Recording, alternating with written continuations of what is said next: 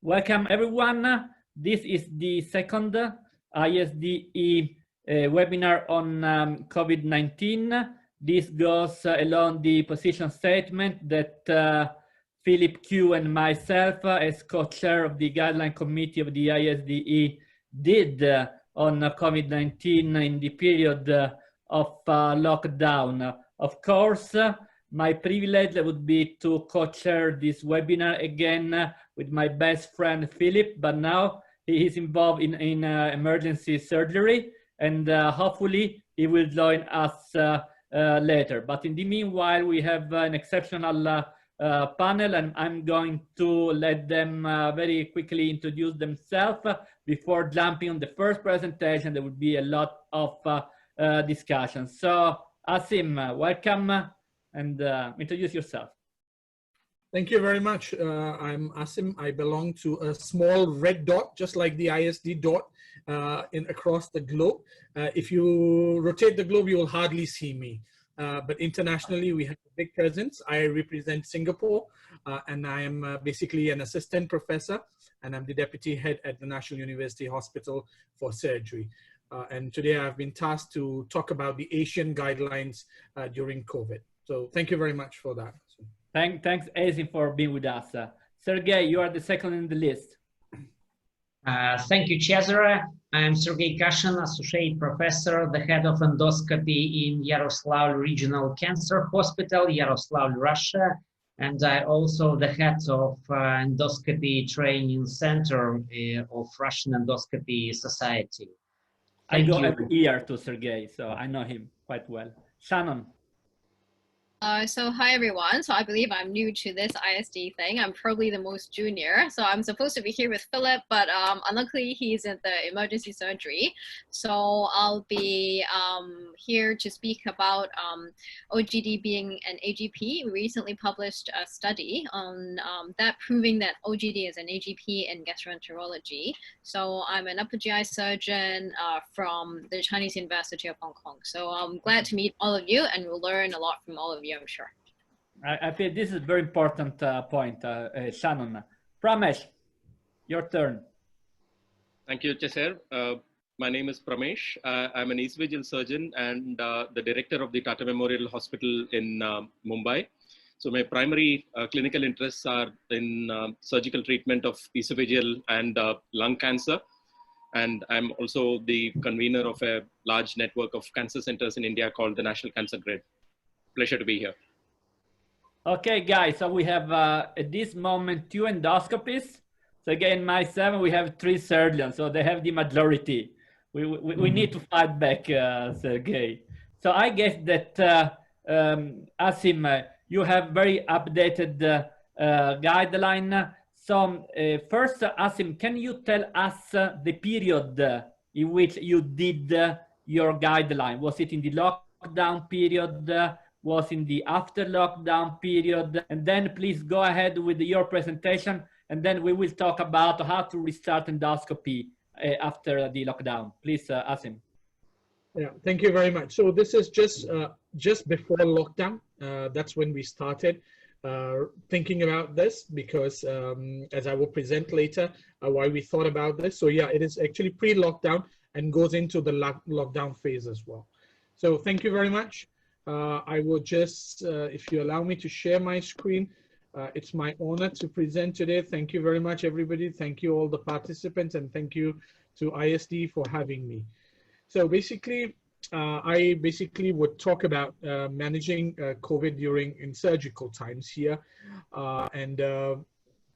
This is basically what we came up with. And this is ELSA, which is the Endoscopic Laparoscopic Society of Asia. And recommendations are basically for minimally invasive surgery. And basically what we did is we covered from community spread, pandemic, while we were going from recovery all the way to, from widespread to all the way to recovery phase. So let's just talk about Asia. Asia, when we talk about Asia, in this consensus, there were about 52 board of governors who basically vetted these guidelines.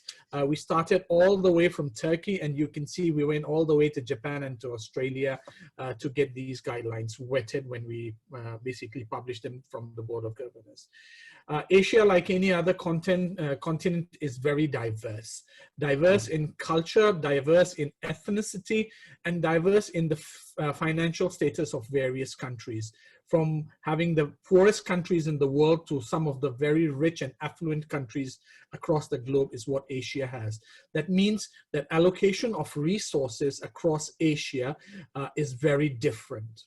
You would see people who can barely afford laparoscopic surgery, and there are others who are at the top of the chain where they can do robotic surgery. So Asia was very uniquely poised here in the sense that we needed, if we were to do a guideline that could actually encompass all communities, resources, and not only that, there were countries like Singapore which had very limited spread of disease versus countries like other countries across Asia which had very widespread of disease. So if the society was to come up with a guideline, we thought it should essentially cover, provide support. So we did our first webinar very early in the COVID period, and believe it or not, we had 5,000 surgeons from across Asia who joined our first webinar. And that provided us the insight that there's a lot of need of guidance for our people across Asia. So these guidelines were tailored to the need to meet the needs of specific countries, their communities, and depending upon their spread of disease and local resources. However, the overarching principle was that one would exercise clinical judgment and not only strictly adhere to these guidelines. And as I said, these guidelines would cover widespread versus limited community spread in these diseases. And here is how we came about it. If you look at the gray column here on the y-axis here, which here on the left hand of the page, there's case selection and how do we screen these patients. Whereas the red shows an active community spread, this is disease as widespread. Limited community spread cases like in the orders of hundreds, whereas isolated spread of disease in a population of about 6 million in Singapore, 25 and below were considered isolated, which roughly turns out to be about 1.5 case per 100,000 cases or 200,000 cases. So very limited number of cases. And obviously the green bar basically tells us that these are actually, there's no disease, there's no alert, you can go on as normal. Now, if you look at case selection for elective surgery, and this table just speaks about elective surgery, in the active community phase, we only allow elective cases, including oncology, which are essential. Like people who have gone through neoadjuvant chemotherapy, and they are going to go out of their window periods. And if we do not resect them, they will lose the benefits and there will be disease recurrence. Those who would progress on without any therapy available, trauma cases. But when we talk about limited community spread, we allow all oncology cancers to happen. We allow trauma and obstetric cases to proceed. When we talk about isolated cases, we proceed with all kinds of elective surgery. However, considering delaying the non-urgent, the relatively more benign ones, like just simple morbid obesity. When we screen them during active screening, if the country has a very strong history of contact tracing or resources are available to pre-swab them, in only those cases we would allow them to proceed with surgery. Whereas in limited community spread, we would encourage people to swab their patients pre-operatively or to delay their elective surgeries, and similar goes for isolated cases. Now we move on to emergency cases. During basically the active community spread stage and the limited spread, we assume that everybody is a high priority case. That means they're all possible contacts, and we will treat them as such and take full precautions for these patients. Whereas when we move to isolated cases, the nature of cases we would we would operate on here are basically the routine management of emergency cases in these patients. We would not treat these patients like those coming with acute cholecystitis. If they are for surgery, we will operate on them. However, in the limited state, people who will have come with acute cholecystitis would get a trial at conservative management. When we talk about PPE requirements, in active state, it's a full PPE. In a limited state for positive and suspect cases, it's a full PPE.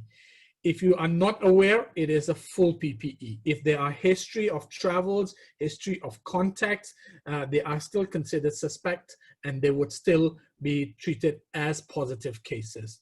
However, for those like our community, where community spread was really low, we would allow even surgical masks and face shields instead of wearing a full PPE. In isolated cases, the approach is similar to limited community spread. Now, when you talk about reopening strategies, in active community spread, there is no way going back to normal services. You stay on the emergency mode. When you talk about limited community spread, we first start oncology services, bring back the non-essential trauma cases, the obstetric elective services. When we go to isolated case spread, we restart, apart from oncology, trauma, obstetrics, we start other elective cases, depending on their needs. We start back our day surgery and short stay cases. And in blue, we go back to normal elective surgery. Now, the subsequent guidelines were basically designed to help communities of surgeons understand how to basically treat their patients and manage their patients. So we basically highlighted that it is important for patients who are going to go through surgery in COVID time to understand that in the presence of COVID-19, if the patients are even undiagnosed, there is an increased risk of surgery and they should be informed of this. We encourage people to avoid after surgeries. We encourage people who are more senior and skilled to operate, limited number of staffs in the OR, extubation, intubation in the OR, and non-essential people to leave the ORs. Generally in Asia, the ORs will, within 5 minutes, would have enough turnover to allow gas exchange to bring the viral count to 0. And where possible, trainees could observe, but not operate on these because of potential hazards and risk to team and patient itself. We encourage ORs with negative pressure, and as we know, a lot of OR complexes do not have negative pressure environments in them, i.e. pushing the gases outside, negatively sucking it. We in Asia then propose that you should have an OR complex separate from the main complex where you would operate on COVID positive or suspect cases so as to prevent cross-contamination between patients. The PPEs are not any different. We, at that time, based on evidence, did not recommend the use of PAPR over PPE.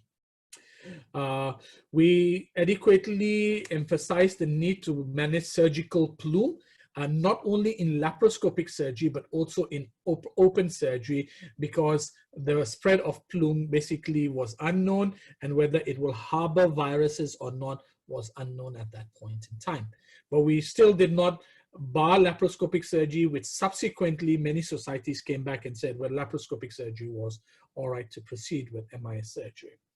We emphasized on effective communication, disposal of waste, and the need to continuously educate not only the doctor community, but everyone about the potential hazards and make sure protocols were in place for safety for people. Now, as far as MIS is concerned, we knew that surgical plume would be a great issue. So in order to minimize its spread, we took certain measures and advised certain measures. The trocars that we basically recommended were those that were either inserted on a slightly tighter incision so as to prevent air leak, put purse string devices, or use things like balloon trocars, ribbed trocars, where minimum leak of gas could result during laparoscopic surgery. As far as pneumoperitoneum was concerned, we recommended that you use low pressure pneumoperitoneum with low flow in order to prevent leaks. If people were to evacuate, they should evacuate via filtration system before trocars were removed and converted to open, especially during specimen extraction and conversion to open surgery.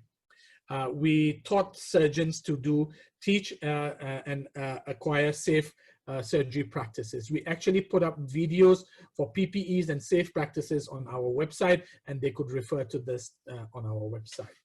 For MIS and plume prevention, we could minimize the use of energy devices where possible, avoid prolonged activation of these devices, keep the operating field as dry as possible, because the more there is liquid around, whether that's blood or other tissues, it will cause more vaporization, which could potentially result in harm.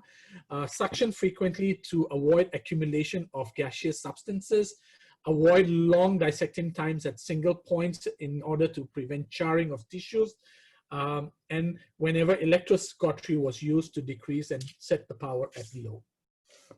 We recommended that all laparoscopic procedures should have smoke evacuation devices, depending upon whatever form of device, whether that came from Karl Storz, whether that came from Medtronics or ConMed. It didn't matter, because it was able to filter out the smoke particles. However, for poorer countries where this resource wasn't available, we followed a citing in the Annals of Surgery, which talked about connecting these venting ports into underwater seals containing virucidal solutions like Sidex to precipitate them. And standard electrostatic filtration connected via standard tubing to the trocar port to evacuate to the central system where these viruses could be filtered if these evacuators were not available.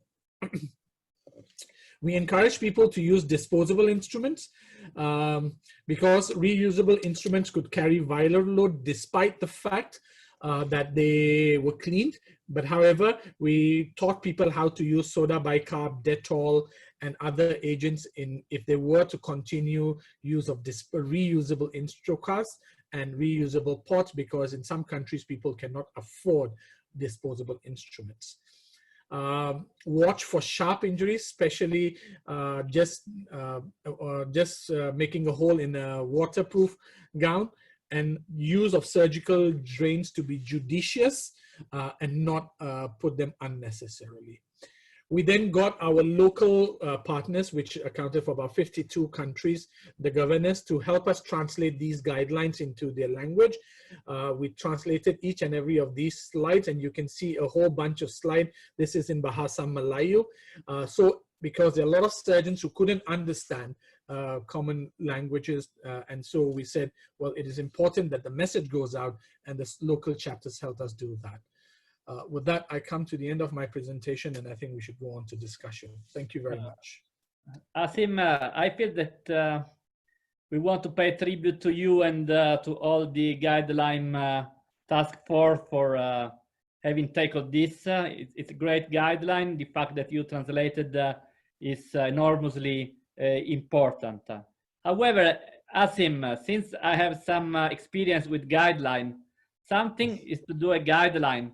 Something else is to use a guideline, because there are a lot of barriers in terms of resources, in terms of infrastructure, in terms of juridical approach from each single country. So I guess that now we can have a quick comment from each of our experts on what the situation is in their country and how they would foresee the application of this guideline. Sergey, I know that you are endoscopists like me, but in Russia, endoscopy and surgery are very, very close. So please tell us something about the situation in Russia, and how do you foresee the application of Asim ASEAN guidelines?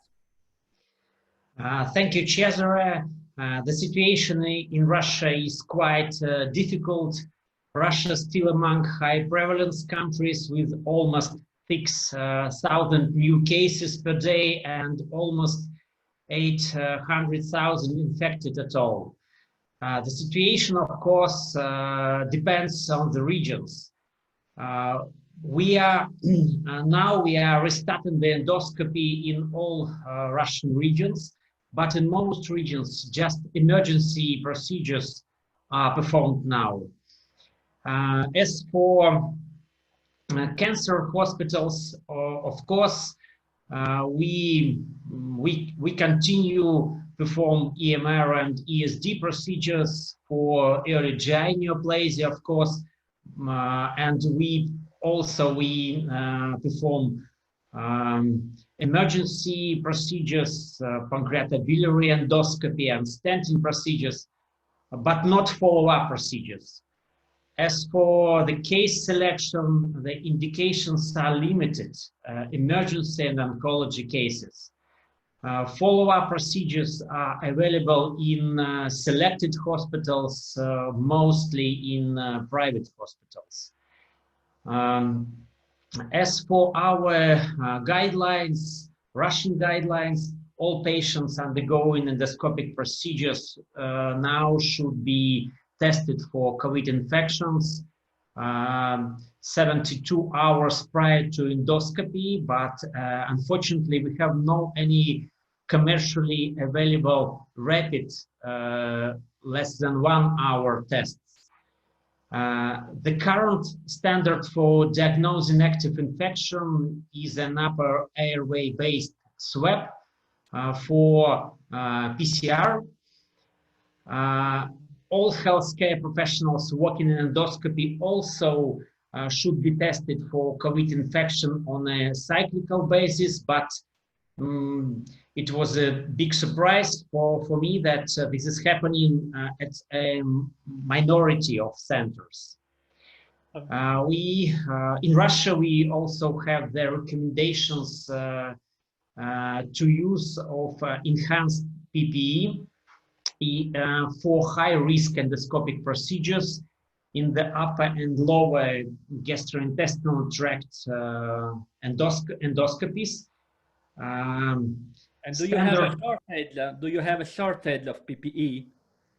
Yeah, but in most centers we have just surgical masks, unfortunately. Okay, so Sergey, stop here because the situation is very clear.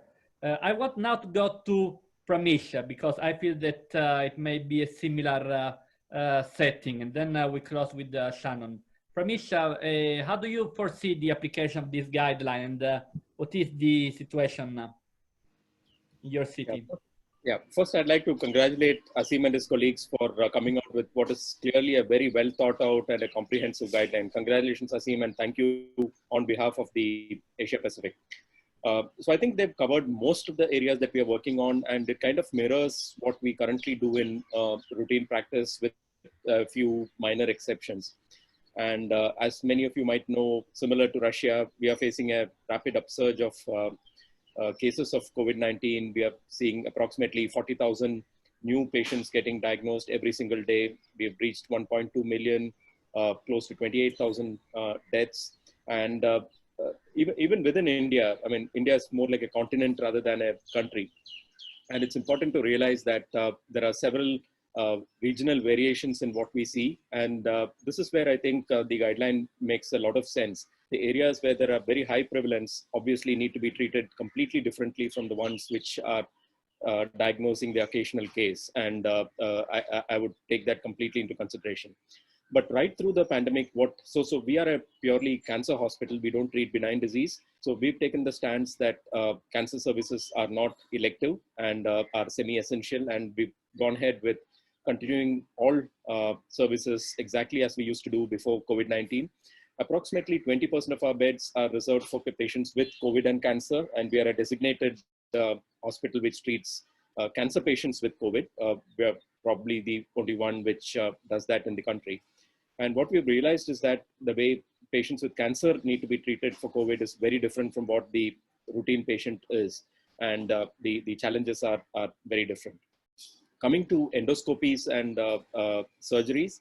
So endoscopies for cancer have continued the way they've always used to be, except that we've employed some very basic precautions like using sufficient air exchanges in the theater, in the endoscopy suite, making sure that the endoscopist is in PPE and that there are some aerosol boxes, which I'm sure some of you might have experimented with, which reduce the incidence, or rather not completely eliminate, but reduce the possibility of aerosol generating procedures.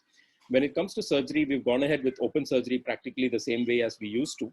We've been a little more circumspect with endoscopic surgery and laparoscopic surgery in particular, because of the possibility of the increased chances of dissemination through smoke.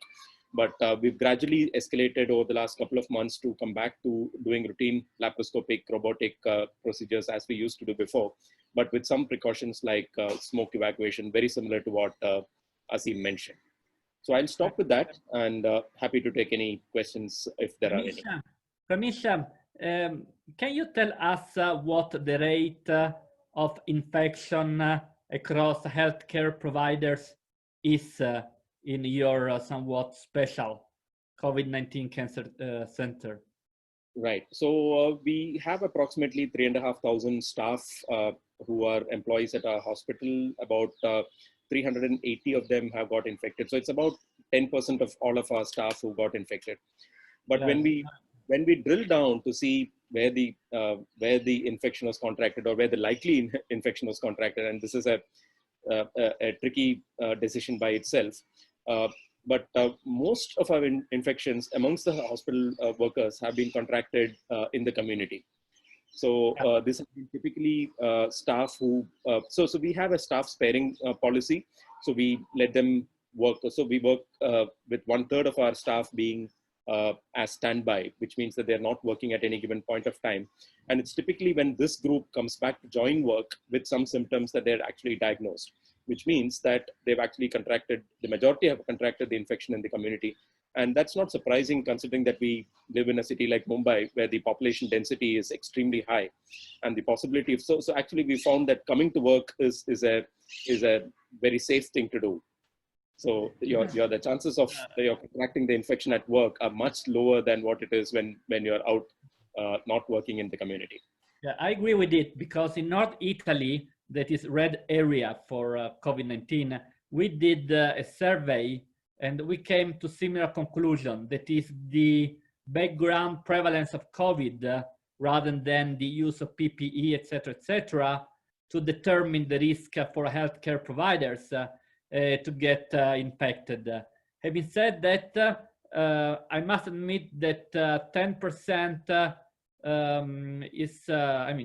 is definitely high, because for instance, in Italy we have about 4-5%. In China they report to have 3%. So 10% is anyway high, but of course you are a COVID-19 center, so it's fully understandable. Okay, now Shannon, you should not have any problem of resources to apply what Asim dictate. For instance, do you have access to test strategy for your patients? Can you test all patients before surgery? For us, we do not have a standard protocol yet. I think it's because we have a very low incidence before, and we stopped our surgeries and endoscopy from March to June. And from June onwards, we had 0 infections for a few weeks. So at that time, we just resumed everything normal until last week, where we had a 3rd wave, where we have more than 100 cases every day. So as you know, Hong Kong is a very densely populated place. So we have almost 7 million of people packed within 1,000, it's like about the size of Singapore. So now we are stopping all our elective surgeries again. So we're only doing cancer surgery. And now we are running short of N95.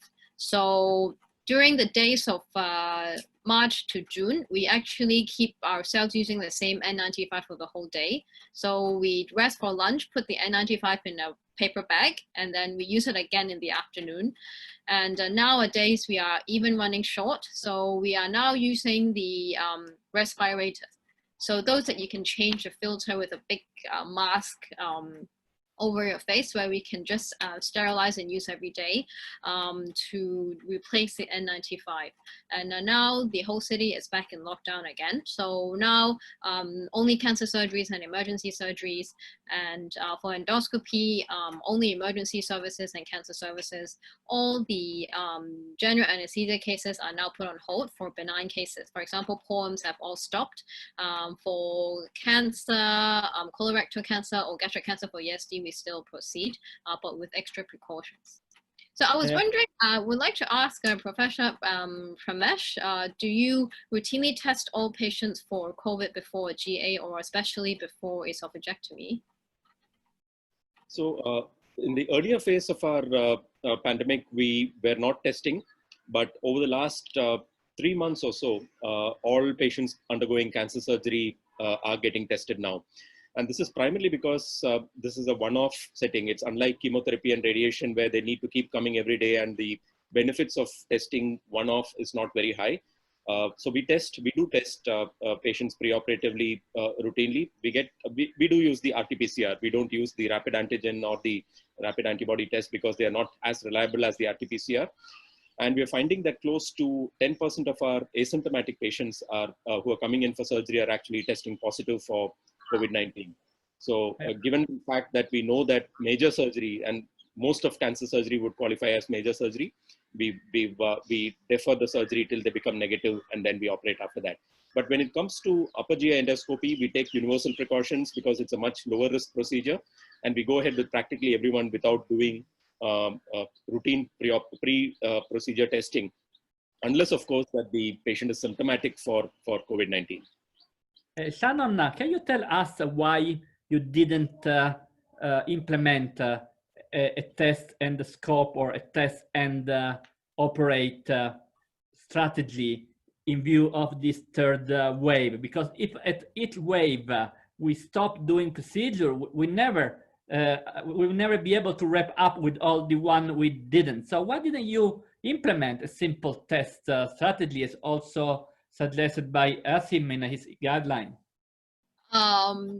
You may not believe it, but our resources are not allowing that. So now, during the third wave, our public system and even now the private hospital system for the laboratory service for COVID-19 is all overloaded. So before the test comes out, result comes back in 2 hours. Now it requires 8 hours.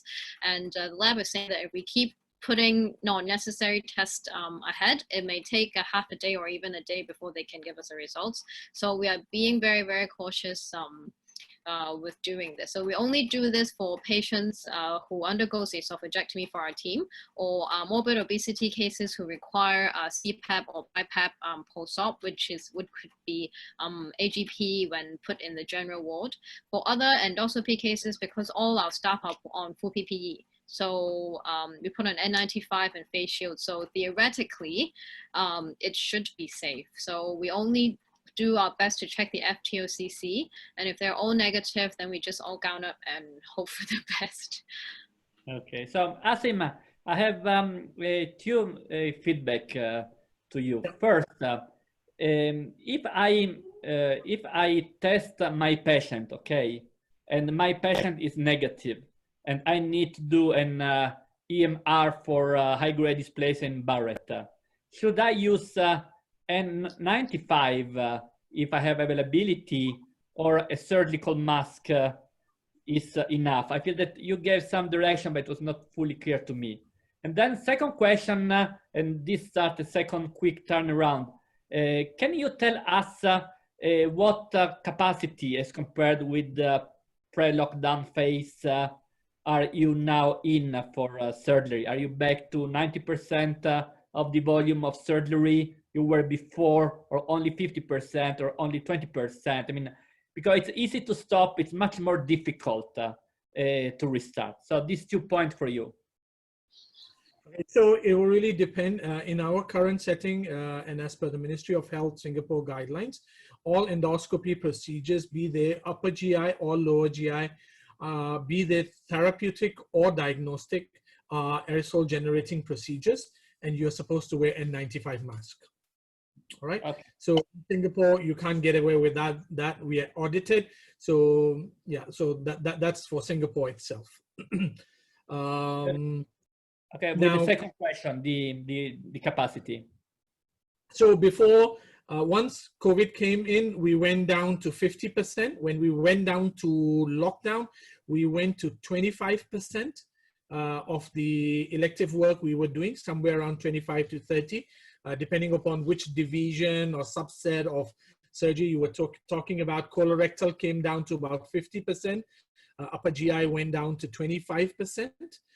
And as the circuit breaker went off, we beefed up by another 25%. And as the next phase, that is phase 2, has issued in Singapore, we are around about 60% capacity still. We've not reached 100% yet, and it is unlikely that by the end of the year we will even reach 100% capacity. We'll probably still limit it, curtail it to quite a fair extent. I fully agree, Asim. The same here in Europe. It's not easy to go back to 100% capacity when you have much longer time in between endoscopy to decontaminate all the endoscopic rooms, and I guess it's the same for Sergey. Sergey, you are now in the active phase of infection, so you are now cutting a lot of procedure. Do you foresee that there is a long-term risk of higher incidence of upper GI cancer in the Russia population? Because I know that in Russia, there is a lot of squamous cell cancer in the esophagus, a lot of gastric cancer. Now you are cutting down all endoscopy. Do you foresee a moment when cancer will be even more important than COVID? Thank you, Cesare. It's a very good question, but I think that we have some limitations just for a couple of months, 2 or 3 months, and it's not high risk for such kind of patients. And of course, we do the procedures for the patient with emergent symptoms, for all the patients with emergency symptoms, because they are referred to endoscopy by oncologists. That's why I think it's not so high risk for the patients with precancerous, for example, conditions. Now, this is a very good point. For instance, in Italy, we went back to look at the diagnostic yield of our upper endoscopy in the COVID phase, and actually it was increased by 3 times. So we do much less, but maybe we do much better in terms of indications. So anyway, we are able to catch up most of the GI cancer. Of course, we cut down all the surveillance. So, I mean, we fear that some interval cancer can occur in this period. And I agree with Asim, we don't foresee to be back to full capacity until next year. So I don't feel that we will restart the surveillance earlier. Pramesh, I mean, so you test your patient is negative. Can you use a surgical mask, or you still need to use PPE? So we 95. Yeah. So given the high prevalence of false negatives with the best of testing for COVID-19, I think it's foolish to rely only on a negative COVID test, whatever the methodology might be, whether it's a rapid antigen, the rapid antibody, or even the RT-PCR, to rely only on that to assume that you're safe. So we do continue to use full PPE. And having said that, I must qualify that this is not full PPE like the way a hazmat suit gets used, but with an N95, a face shield, and a disposable surgical gown. I mean, Asim, I'm not fully confident it is in line with your guideline, what Pramesh said. I mean, did you consider the false negative rate of PCR in your guideline? Because it seemed to me that you were quite confident that if the test was negative, you could use surgical mask. Now, so we must understand the premises of how things work here. In Singapore, what happens is that if you send your patient for RT-PCR, it's not one, you have to do it back to back two, right? So normally our turnaround time is about 4 hours to 6 hours. And you will get a result within 4 hours. Then you wait another 6 hours or 8 hours before you send the second one. You get a second negative one. And then we go through a whole process of screening. So it's where you live, who you've had contact with, have you traveled anywhere? You put all those in perspective. So as I said earlier, that in Singapore, we had a class of people who were in the dormitories, who were our foreign workers, among which the spread of COVID-19 was very high. So automatically, when any of these people come through the channel to seek medical care, they are considered high risk and they are suspects. So you have to take full precaution no matter what. But as I said, where the other, as far as community is concerned, out of a population of 6 million, if you're getting like 10 cases, 20 cases, the factual risk of somebody actually having COVID is very low. So we would do two, and if they are okay, we would proceed with surgery. If not, we would still take full precautions. So that was how it is. Okay, thanks. On behalf of ISDE, let me thank, and also on behalf of Philip Q, my co-chair, who couldn't be with us because of emergency surgery, let me thank our outstanding panel for the incredible contribution. Personally, I learned a lot of things today, and this is why we are here. So thanks all the audience for being with us, and let's catch up soon with our news on COVID-19 and apparently eye disease. Thanks, and bye-bye. Thank you.